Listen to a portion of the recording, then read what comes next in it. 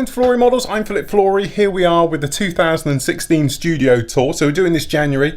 Plenty of updates. So I'm going to take you right the way around everything and show you all the tools and bits and pieces and behind the scenes.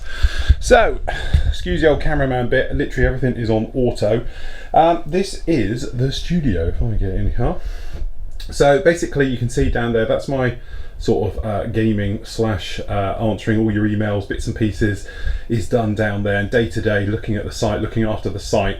All the editing and site maintenance of various things is done upstairs on another computer in the office, but that's our day to day running. We have a few seats down there. You guys who come to the things know all about it. We have another stash down behind the door now, which is ever growing, but we'll look more about that in a moment. So general overall, we got a lighting rig above us, which covers the lights, the studio lights and the cameras and the audio feeds off of this one. So up there we've actually got 3 lighting. I have actually got 4 of these LED bank lights, which are really, really nice. I do like them, but quite frankly it's too much light, so we don't need them, so we took those down. So we're just running 2, and the one we call the sun as an overhead. LED lighting's fine, but it's a little bit too clinical, it's too white, it's too crystal. Even though those lights you can adjust the tone and everything else, just in having the overhead fluorescent, or the sun as we call it, just gives it a nice hue and it makes the camera work better. I've just found more the older cameras. The new one, the one I'm using here, I've got in my hand now, not so much, but definitely the older ones, the old small Panasonic camcorders, don't like having LED bank lights. So moving across, we've got a couple of pictures on the wall which I've had for donkey's years now. Picked them up at RIAT many moons ago. Up there, the old Flory Models logo, which we still haven't removed. So basically, paint rack, as you know, you've seen it. At the top there we've got basically your guns. These are the aqua colours or your acrylic range, and then over there we've got AKs, metallizers in the middle, Tamiya next 2 shelves down, bit of Tamiya, and then down further than that we've got obviously all the well, all the Model Air stuff really. I haven't got many model colour ones, but plenty of Model Air, as you can see. A little bit of a tannery still occasionally, and all the bits around on the desk. Okay, so down here we've got the audio mixing. Something obviously you guys who watch the live show have been told a lot about. We use it for normal filming as well. Obviously not now because I'm doing everything, I'm walking around with it and it won't work. But generally we've got a 6-channel mixer there, which obviously feeds off of the 2 shotgun microphones above, and we have the overall one down there as well, you can see. Okay, so now we can just twiddle the dials, turn up the gains and the various bits and pieces to give you a far better audio presentation and sound than what we used to have before. Up there on the speaker, that's our webcam that obviously when we do the live shows you're all feeding into. Tiny little camera compared to everything else we use. Next to that I've got my little mini drone which I love to fly. BB-8, my little mate, absolutely love that thing. That's the Spyro one who does everything. Very much a laugh and a character. Just let him go off and roam, just try and not let the dog run off with him or stand on him. Okay, my computer, as you can see, basic setup. This is my gaming rig and everything else is down there. It's quite a pokey thing, 16 gig. It's got 2 SSDs in there, solid state drive, got the GeForce GTX in there. I do all my flight simming and all my bits and pieces, as you know. My flight simming rig that I actually fly with, obviously these are really nice. These just unbolt from here. They're on like handles on the back of them like that, and they're great. So they're spring, but you can clamp them onto anything, and they are the most comfy thing to be in, because obviously this guy just sits between your legs, steady at the back. Okay, and obviously we've got the twin throttles and do all the bits and pieces, as you can imagine on that one. I'm a massive DCS fan. I love flying DCS 2 and 1.5 and everything else like that. Over here we've obviously got the normal TV. It's this old 32-inch. As you can see, it's piping in feed. If I wave over here, there you go, you can see it pipes in feed. That's how I see what you guys are seeing. It's obviously on multi-channel, so I got it fixed up to obviously different cameras so I can see what you guys are seeing. And because it's big, it's in HD and it's fully clear and all the rest of it, then that way I can guarantee what you're seeing is what I'm seeing almost.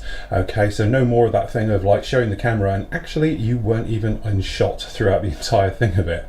Behind that is my black paper card. This is what I shoot my background on. Very simple, no problem with that. These you probably don't want to know. It's full of kits, older models. Oh, we've got in here too much. I had a bit of a clear out the other day, some RC stuff, things like that. Up the top there, we've got the transol, and we've got the, what's that, SU-24 gathering dust nicely. Occasionally I get them down for a dust and everything else like that. Okay, I've got the other laptop as well, which sometimes we get out when we're doing live streaming and things, and I can have it next to me, all right. And just down in there, we've got a Blu-ray player. Occasionally we put films on, various bits and pieces, and to be honest, that is the cable hole, as I call it, because it's just full of cables. Okay, under there is junk. There's some kits, headphones, various bits and pieces, and various, we've got the fine molds there, RS fine mold stuff as well. Okay, so the desk itself, as you can see, you can sit three very comfortably around it. We have had a lot more obviously doing the things. Technically, obviously, this is where normally I would be. You see me from this sort of angle. So actually what we have is a system. We have a table stand here rigged up and the camera sits on it.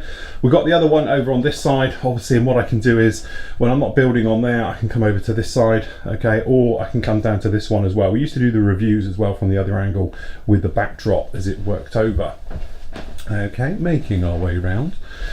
So, usual things down here, we've got our airbrush tree. So, as you know, I'm a massive H&S fan, Harder and Stebeck fan, so we have got them in there, but I have got other things as well. So we've got an Iwata Eclipse down there. I think we've got the TR, is it, up the top there, various things.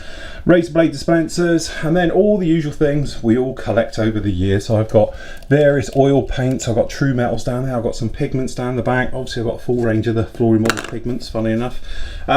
Hold and fold type thing. Obviously I use the Master Tool one purely because it's a lot more cheaper.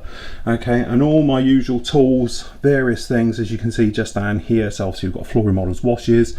This is just a knife block magnet system, so it's great because then everything just sticks to it and we have no problem with that at all. All right, down in here I've got my chisels, tools, various things I need just to stand up. My brushes, I have a pile of brushes down here, to be honest. That's the ones that need to be cleaned. Okay, the glues, everything else that I can imagine I'm going to need right off of the bat. Okay, so that's the thing to that one. At the top here we've got clamps, so we've got the usual sort of friction clamps up here, pegs and things. Hot things, so we've got obviously cellulose thinners, we've got photo etch, we've got a couple of varnishes, things like that, airbrush cleaners, brush cleaners, things like that. Down in here I've got this set up, although it's not actually running. Okay, we've got an aircon booth here and we've got an aircon booth over there. Okay, one of them, which is that one, is plugged in. This one isn't at the moment. I have got a lead for it. I just need to figure out a way of getting it round. The trouble is with these, as we all know, down the back they just vent straight out the back. The problem with that is that it's got nowhere to go. This one on the other hand though is obviously my big aircon 300 system.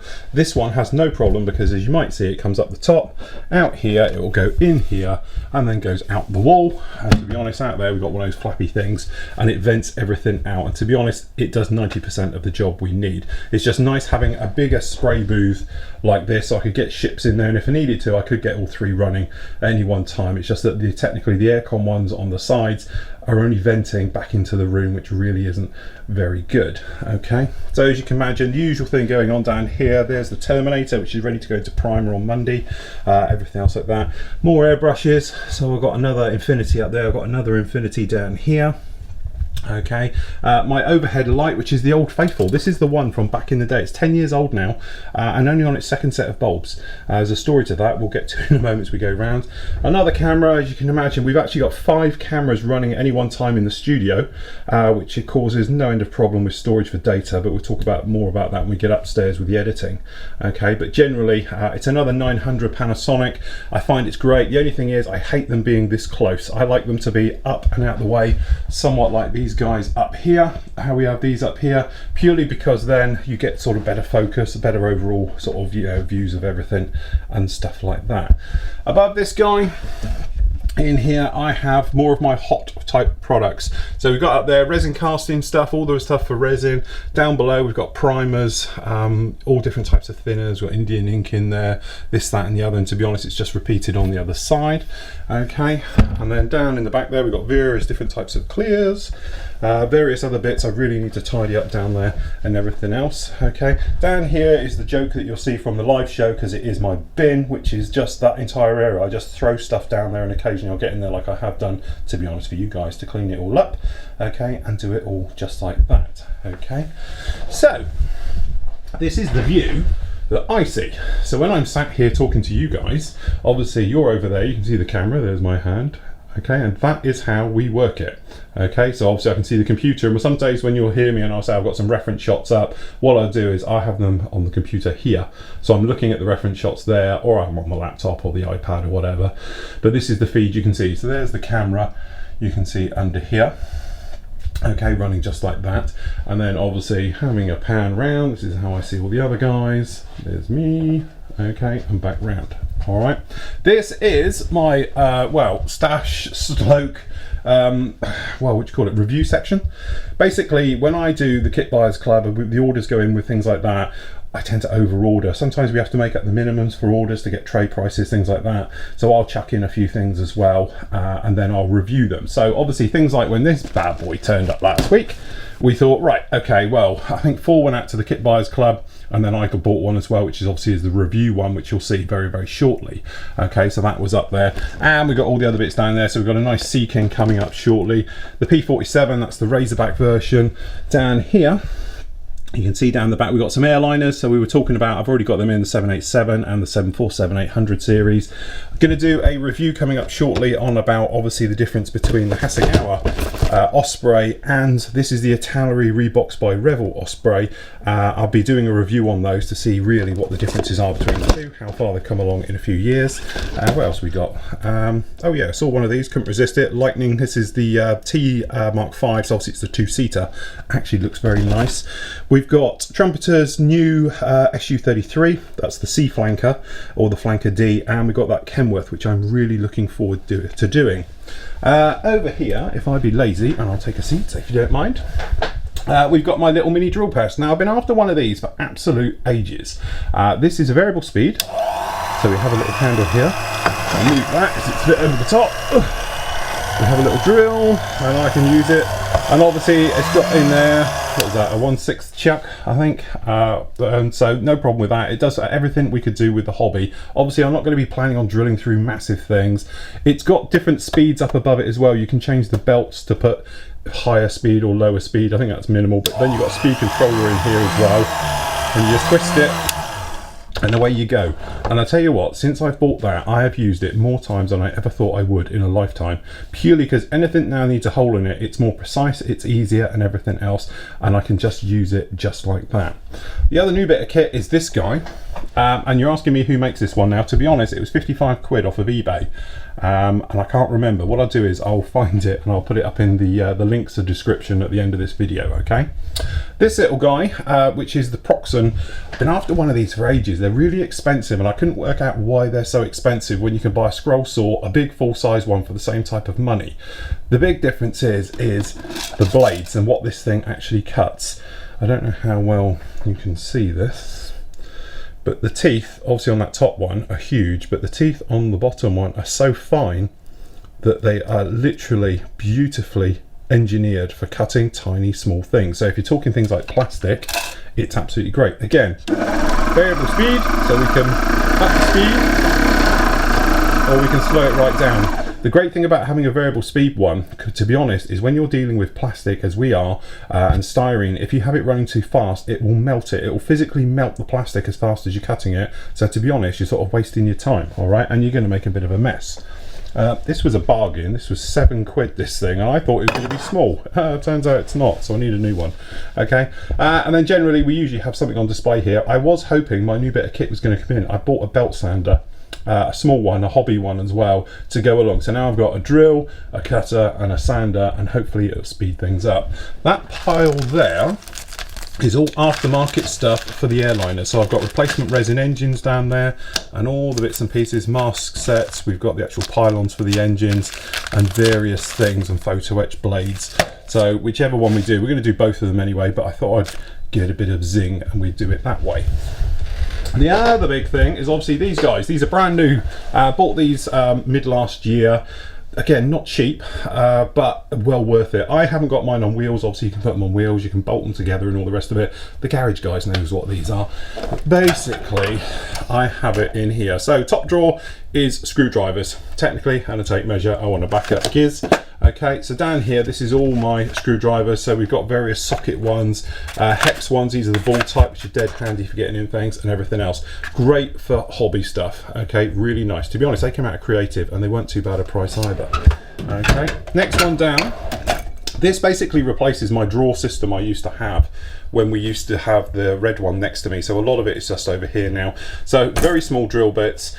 Generally my sort of rescribing / cutting, drilling holes or anything else like that one. This is all rescribing, so it's templates, rescribing tools, obviously all the bits and pieces we reviewed over the years. More templates, dyno tape, we've got that curvy tape. We've also got this curvy tape for masking, things like that, and for rescribing. Punch set. No, it's not a punch set, it's a re-riveting set actually, from MDC, I think did that one. Great pair of scissors from one of the members. Sorry I've forgotten your name, but I still use them all the time. Circle set glue, so we've got the bionic type glue, we've got various different types of glue, and putty and compound just down in there in that one. Next one down is the taping type drawer really. So we've got things like easy line type stuff at the top there, lead weight, a little bit of plastic card, more dyno tape than the white one there, pigment sets, paste, what have we got, Mr. Surfacer type things, tape. Hey, you can never have enough tape. I always make sure I'm very well stocked up on masking tape. So this is all Tamiya tape, various thicknesses. I've got the dispensers, these are just the refills for it. Down here, cutting saws and various things, files, putties, milli putt. Right, next one down. Now, right, aftermarket. This is still need to work out what I've got in here, but we've got all the aftermarket bits and pieces. So we've got, what have we got down here? Stuff for the FW190, we've got cockpit system, you name it, we've got it. Various bits and pieces. Also got things like blades and stuff like that down in there, and all things. So all the handy little bits and pieces you could need for your sort of, aftermarket-y things. A lot of this, I know what I'm going to use it for one day, or perhaps not. Probably not going to use that because that was the backup one we did when we did the course set. Scratch building, so we've got plastic card, all various shapes, tubes, piping, metal stuff, lead wire box sets. We spoke about that on the shows quite a bit. I always keep my leftover photo etch sprues, funnily enough, because I use it. I do use it quite a lot. Lead wire, all the various thicknesses, as you can imagine. Again, more. We've got copper wire there in red and various things. All comes in very handy. And then we're getting to where I don't know what a lot of this is.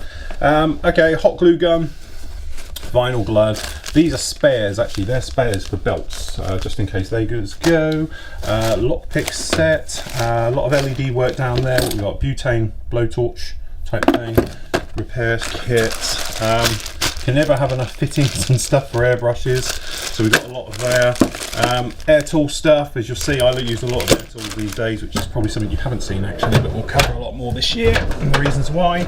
And down in the bottom, we've just got the usual things. So we've got manuals, odds and sods, coveralls. I've got a Dremel type thing. The latex molds from when we did all the Star Wars stuff, which that is still coming by the way, guys. And various things all down in that one. Okay, so moving it across, the next one up, we've got, what have we got up here? Oh, there we go, air tools. We'll talk about this a bit more. I'm going to do a bit of a special on this, but I went out and treated myself to some air tools, and to be honest, it is so cheap. And it's great, it works really, really well. For a setup of about 150 quid, you can do almost anything, okay? And the great thing with air tools is we all know Dremels get really hot after a couple of minutes of use. Air tools just go on forever, okay? So we've got down there, obviously for making screws and the holes and all the rest of it. This is odds and sods at the top here, because these drawers are very thin and they don't fit much in. Okay, so that's that one in. Okay, paint backup. You're going to see the other one shortly. This is number 2 of it, but down here we've got paint sets, so we've got a lot of dupes of the, to be honest, these are the horrible ones that didn't really work, of the AK stuff. We've got Vallejo down here, we've got more stuff in general, we've got AK paints down there, all the usual things. We've all got drawers like that. Okay. Right, this is airbrushes and things. Spare blades for the above, spare bits and pieces for airbrushing, spare nozzles, needles, things like that, brand new ones as well as ones that aren't too bad. PTFE tape, super lube, O-ring sets and various things for the airbrushes, always comes in very handy. These are my marine grade bits and pieces, so there's nuts, bolts and stuff. Drill bits, you can never have enough drill bits, so we're from 1.5 right the way up to, I don't know whatever that is, a big 5mm. oh no, 18 mil, so huge, down there. And again, usual things, we've got Allen key sets, little tools and various things just down the front there. And then, oh, there we go, gun rack. As you all know, I'm a massive airsoft fan. Anybody who's into Resident Evil, you'll probably know this gun. These are Resident Evil ones as well. So yeah, that's my airsoft. To be honest, this is all airsoft rubbish. All the bits and pieces all down in here. As you can imagine, it goes on and on. So when you see destroy my tank, a lot of that is all down in that one.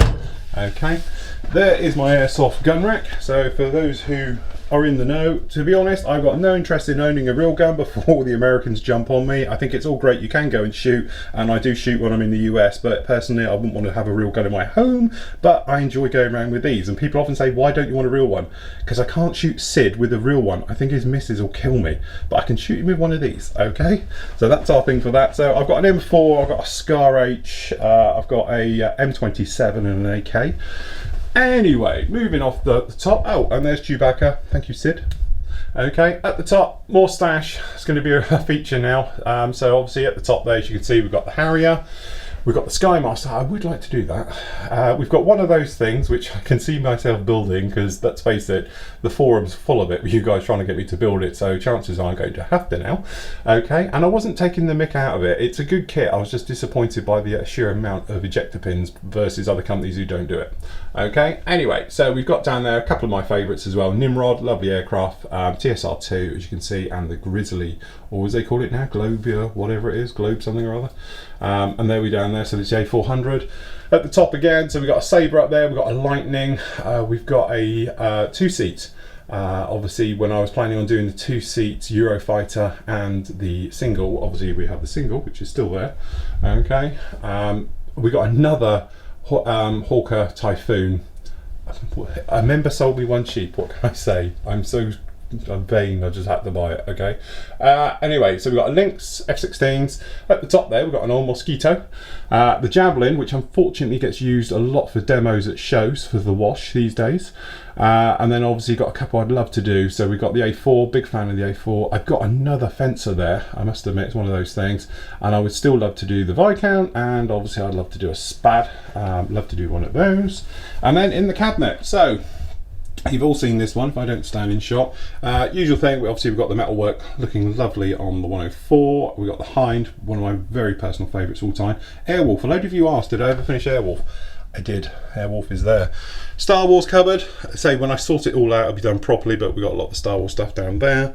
And then down, I'm going to drop my hand. As you can see, where are we? There we go. We've got more of it. We've got the car. Got some of the tanks down there, and we've got more of the tanks just down the bottom. Down in here, this is one of those hang-long 116 metal RC jobs that we've seen on Destroy My Model quite a lot. Okay, and then obviously we've got down there some of my older kits, which to be honest I think I'm going to retire just to make a bit of room. Okay, and coming up, as you can see, we've got the Wasp. Did love doing that, very impressed. We've got some of the others which, I don't know, I might retire some of these just to make some room. Okay, so F4, Frogfoot, MiG-29, and then we've got some of these. Now these are really getting dusty. I need to get in there and get this all dusted. We've got the Harrier, we've got the truck, the F-16. Okay, Phantom, personal favourite, obviously. And my all-time favourite kit still to this day was that Beast. I love doing that thing. That was really a lot of fun. Okay, across the top, so the shuttle, standing proud of place. Gets spoke about more than any other model, don't know why. Okay, usual thing, bits from my childhood. TIE Fighter collection, obviously ran the Monster Star Destroyer, which again, got to get that put away somewhere. Okay, and then obviously we've got the Tomcat, standing proud. My famous old one over there. Okay, then if I just shift some chairs out of the way. Oh. Whoops. Okay, another lighting rig. Story to this is because my other one, the one that was over here, okay, down over there, it basically went pop on me. So I thought it had given up. Turns out both bulbs went at the same time. So I put new bulbs in it and it worked a treat. So I've got another one now just in case we've got a backup lighting system. And then some of the favourites. So these are those new cases. I got a real bargain on these. Creative had a sale. They were like 9 quid each or something stupid. About 12 quid with the VAT. So we had to buy a few. So we've got the Hawk there, also did all the gloss work on. We've got the Tornado, the Sea Vixen, the Bike, the Lightning with the Tucano above it. We've got the FA2 Sea Harrier with a Hurricane. We've got the Jaguar with the Predator. Was that a Reaper? No, that's a Reaper, sorry, on top, just like that. So, stash one, usual thing, as you can see, completely over the top. Iron Man, to be honest, I've got to do that as a commission for me son. I haven't done it, it's supposed to be his Christmas present, but I ran out of time. Blame Star Wars. As you can see, a lot of you have seen all of these already. A lot of fun. Again, I would love to build all of these. Everything you see in this stash is what I would build in a heartbeat tomorrow. Okay, the other stash you'll see upstairs a little bit later on is my sort of reserve stash, and that's stuff that I do want to build, but just not yet. Okay, as you can see, we've got some of these are coming up very, very soon, obviously. So we've got the Halifax down there, we'll be doing that one shortly, and various things, as you can see just down on there. Do have to mention that is my entry to the group build for the Big in Japan group build. I'm going to be doing that one. And then obviously it continues around the corner even. So we've got down here, these are the girls, the pin-up series, the various things. Books, I don't own a bookshelf in here, so I've got books and everything down there, and a sock. Yes, I did get carried away with the Star Wars. These aren't empties, these are actually got kits in. But you never know. Hey, look, give me this time in 2 years' time, is it? When the next Star Wars one comes out, I'll do them again. My armour, a lot of people say I don't have much armour. Actually, we're getting there now, look. We have quite a few armour kits down here in the pile. I'd like to do it. I want to do a chieftain this year, if at all possible. Those kits there, to be honest, they're not mine. They're reviews which we did a long time ago, but guys haven't come back to pick them up yet. Probably because we haven't had a geek meet and various things. Okay, and working our way around. So there we go. That is the studio tour of downstairs. As I say, probably not as big as you guys think it is. Most people come here, they're like, oh, I thought it'd be bigger. Okay, and everything else like that. But as you see, it's compact and bijou, okay, but it does work quite well. I enjoy it. It gives me everything I need in one place. Obviously, apart from the editing and stuff like that, which obviously we do upstairs, as well as obviously we've got the offices upstairs, and we've got the stock room, the various bits and pieces as well, which we do all the other things with. So there we go. That is part one of this. As I say, join us a little bit later on where I'll take you upstairs and show you the stock room and the office and all the bits and pieces like that. Okay, so this is the store stroke everything room. This is where all the magic happens, so to speak. It's where editing's done and obviously all your orders go. So, move the chair. What we got down here, this is actually rendering now. You can actually see this. So as you can see there on the old time, it's been running for 1 hour and 14 minutes. It's got 35 minutes still to go. And it's only a, I don't know, 20-minute review, I think, maybe a little bit more. But this is for the smirch that it's actually doing at the moment. Okay, so as you can see, this is using Vegas Pro. Very straightforward, just it's very, very time consuming, and rendering takes quite a while. Before, when we used to render and it was low quality and all the rest of it, not a problem, but now we're rendering, what are we rendering today? 50p, so we're doing it at 920, 1080, 3250. It takes quite a while, so that's going to be a good almost 2 hours just to render that. Uploading it isn't a problem. Uploading is only going to take us literally about 4 or 5 minutes. We have fantastic internet now, but that is the slow bit. And to be honest, that is where I spend a lot of time. I hate to think, for every hour's recording we do downstairs, we're probably doing something along the lines of maybe 2.5 hours editing.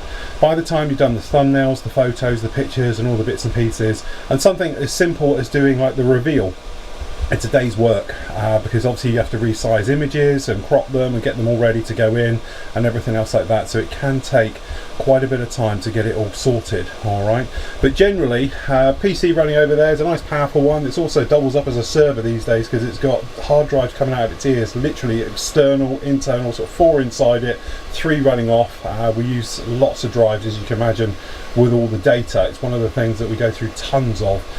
So yeah, unfortunately, what you think I'm just building models all day long, I'm actually sat up here editing and doing various paperwork and all the rest of it that goes through it. So moving around, 2 printers, because hell, why not? It's one of those things. If one goes bang, we're covered. But one's basically the copier, scanner, you know, and everything all in one. The orders all come out of that one as well. This one tends to do all the labelling and the bits and pieces that we require. Speaking of stuff, so down here we've got pigments. So what we've got there, dark rust, Obviously you need a restock down there of the medium rust, but these are all the pigments as we see them all round there.